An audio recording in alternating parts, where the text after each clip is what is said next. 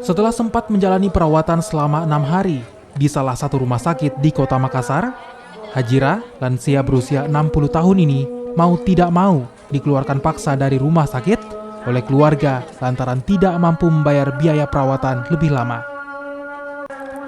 Hajira sendiri sebenarnya tercatat sebagai penerima jaminan kesehatan gratis dari pemerintah. Namun sayangnya kartu yang dimilikinya justru tidak dapat digunakan saat dibutuhkan. Menurut rumah sakit, kartu yang dimiliki Hajira tidak lagi aktif dan harus kembali diaktifkan sesuai prosedur dan memakan waktu hingga 14 hari. Memang dia terdaftar namanya. Saya sudah lapor dari dinas sosial terdaftar namanya, tapi dia bilang tidak ada itu gratis bu.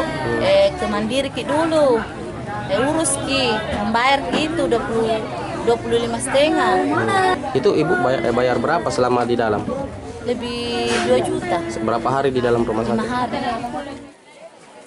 Biaya rumah sakit terus membengkak lantaran pihak keluarga mengambil perawatan jalur umum. Hajira lalu menghembuskan nafas terakhir tak lama setelah dikeluarkan dari rumah sakit. Jenazah Hajira dikembalikan ke kampung halamannya dan dimakamkan di pemakaman keluarga. Aziz Nisar, Kompas TV, Takalar, Sulawesi Selatan.